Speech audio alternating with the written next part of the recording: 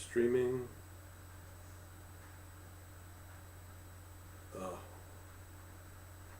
All right.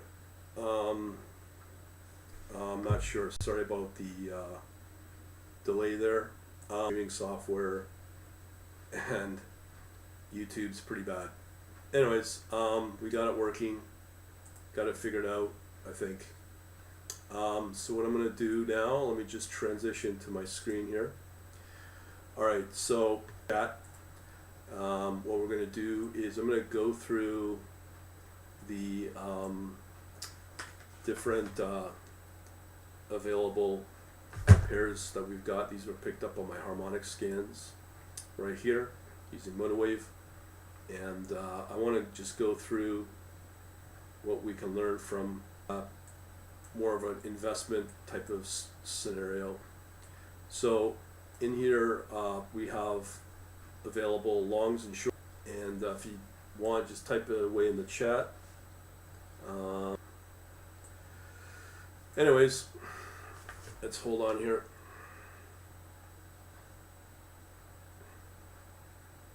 Just checking on things.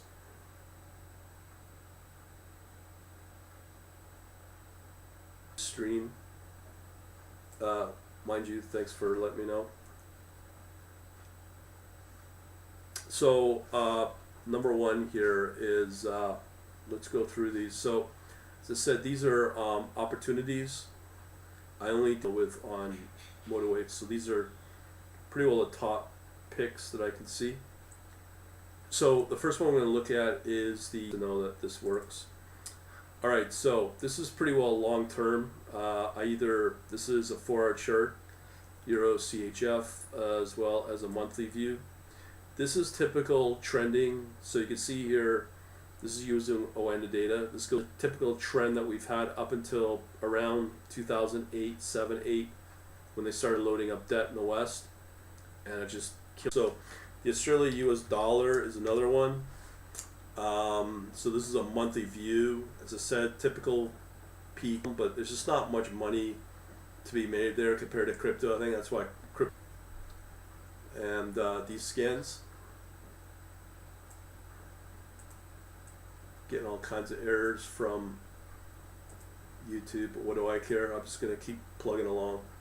So we have Australia USD again here, same pattern, right? It's just this is just showing you generally how bad it is out there when you load up debt and when you listen to these moronic politicians that just believe in whatever social causes or whatever, just not care about economies. They're doing fairly well. But here's another one, Australia, New Zealand. Again, peaks at 2011, declines, and then just goes range bound where you're not going to make any money here at all. Okay, now let's look at another. Okay, so again, these are the top opportunities right now on an intraday level. Same thing, 2007 peaks, drops, self over, because this is not good. You know, the opportunity to make money in currencies was up until around crisis, but I'm just not convinced. You would think Hong Kong, because hey, it's China, it's doing well. It's the same pattern. Doesn't matter where it is. Same thing. So again, let's look at the Euro Japanese. Pretty heavy, high in debt, but it's still slightly performing better than most of the other currencies. But you still have yeah, I don't know what to tell you there. And then we also have the Euro USD, the largest currency pair out there, but you can definitely see this one's not so bad as well, but still you can see that trend of decline. This is, see here. Anyways, I'm recording, so I'll probably have a different version. Next up, we have Euro TRY. You need to compare between Euro and US dollar. Okay. Yeah, let me do, I'll keep that up. So I'll do the US dollar and Turkish lira, and you can see this one is just as good as Euro versus US dollar and Turkish lira. It's pretty similar, which is the South African rand. Still, it's pretty choppy, but it's been solid run up on that trend since here in 2005. So that's a decent one for a. Okay, so obviously the one you want to be in is with the Turkish lira. So there's opportunities out there, but they're not what you think they are. Stock market. Okay, so Taiwan, looking pretty good there. That's a monthly USD from 250 to 702. Nothing but up. Just to show you how some of these stronger emerging markets do well. And then you got here where it stops because of the China saber rattling. And China wants it. It's semiconductors for the semiconducting industry, I think. Anyways, continuing along. So that's another one. So there's lots of opportunities here. And I don't know what more I can tell. This one right here, right? You never think, but well, this is the S&P 500. Okay, so again, monthly view. Stock markets. So this has been shooting up because of the debt. You can see right here in that early 2020 where the markets did tank and just bounced back from there and accelerate based upon the steepness of that curve on after with the Federal Reserve pumping money in, fake money that is, and people benefiting with the higher liquidity in the market and the economy. The benefit is the stock market. Okay, so what I'm about to show you are questionable if they're longs or not. But one thing I want to look at is let's say the 6 hour. You can see here on the 6 hour, it's inclined a little bit, but again, these are really depending upon how you build your strategy. Buy and hold is better than the intraday, because the intraday, yes, you can kind of predict based upon fundamental or econometric, but it's hard to do. Again, same pattern, New Zealand dollar, but this is supposed to be a better performer. So for today, at least on a 6 hour basis, 2 hour basis, you can see that there is that incline. But when you start going into the 1 day, that's choppy. 1 week, choppy, and then the monthly, just same pattern as before, where it peaks here at 2005, drops, maybe a bit of a run up, and then it goes flat again. So again, another example of why, in my mind, that the West pretty well is dying. I just don't like saying that, but it's just, this is just, things are not looking good for the West with the national debt, and when you get economies like Turkey. So let's look at some other ones as well. This could be a typical oil trade, but let me first look at WTI and Brent crude. Good rally right now. That's the inflation trade as well, as they call it. But look at the daily, good run up, drops back, and then may decent rally since January. But again, just different views of the market. But again, when you look at the monthly oil, and let me just pull up the WTI as well. So this is Western Texas, Western as Brent crude, okay, on the 1 day as well. So we'll leave that. And how does it impact some of the oil currencies? Canada is one of them. So again, when you look at the British pound, the USD against Canadian, as I said, Canada is an oil commodity.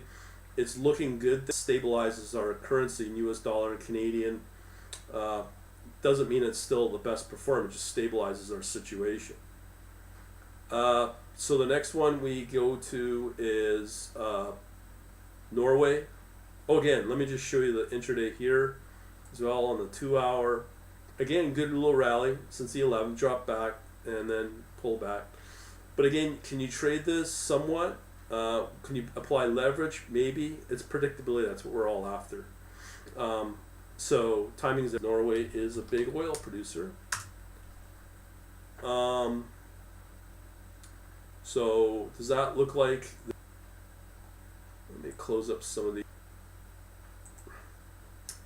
Okay, so here's USD Norway. Okay, that's a 2-hour view. Similar, not 100%, but similar between the two. So really, these currencies, Canada does trend up, so the Norwegian's a little better than the Canadian. Right here, but it's just I'm about looking for best places to go. So oil affects it, both these economies, Canada and Norway. So let's look at Europe and Hungary. Hungary is an interesting one. Very, like, this is an Eastern European country doing well. Just as an example, I could bring up Poland as well, but Poland just doesn't have the same, I just don't see the same with Czech. But Hungary is one of them. This is a monthly chart. You can see that nice solid trend. So this is a good long-term investment based upon the economy of Hungary. And intraday, it is choppy again, but that's a pretty good one to be in. Anyways, let's move on. India. So this is another probably stellar outside of Taiwan. India is looking good too. You're clearly not going to see China if that's who you're looking for. Maybe a controlled market, but again, look at this bounce back on that steepness of that curve. Let me show you that with what I showed you before with Taiwan, Twix, US dollar.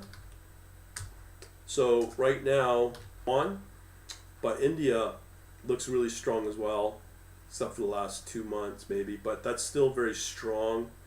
Again, when you compare that steepness of that curve, where Taiwan was literally much steeper than India. And the other thing is, let me just show the let's trend long term since here in 2009, I believe.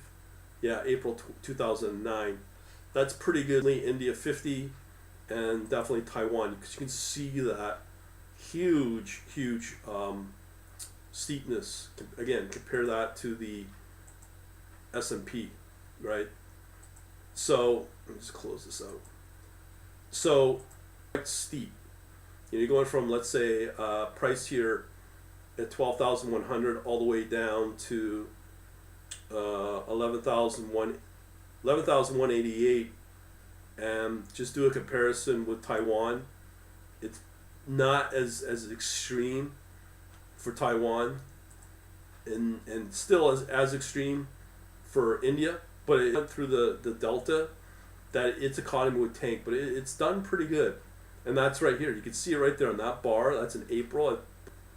So those are the best markets. Now there's one other market I can show you, the Netherlands 25, NL 25. So if you are an index trader, these are the ones I would probably focus on. So compare oil. So again, these are CFDs, but these are no different than futures markets. So these are your buy and hold. It shows up.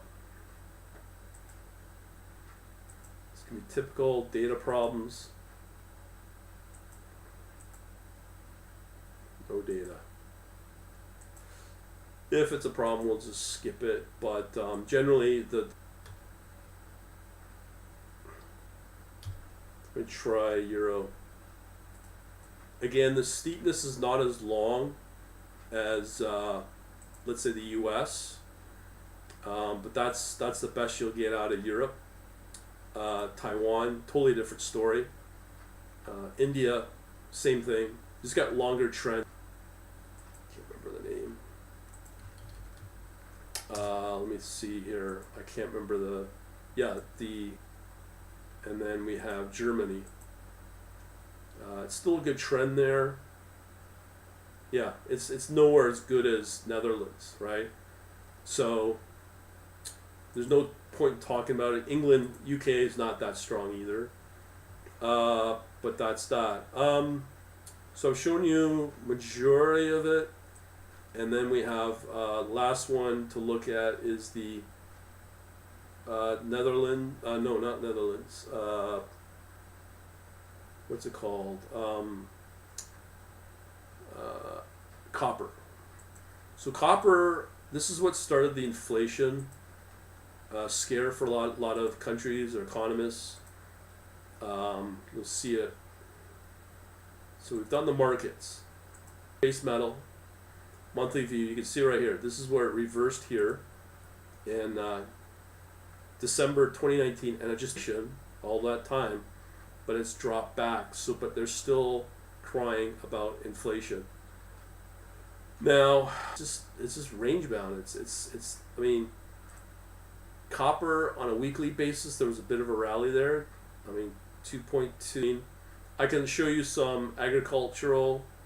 I've shown you the oil. Right here, that's by now, but that's really what the inflation is. It's not food as well, but copper, it's clearly not going up in price. So my answer to all that is that copper is this notion of overall of the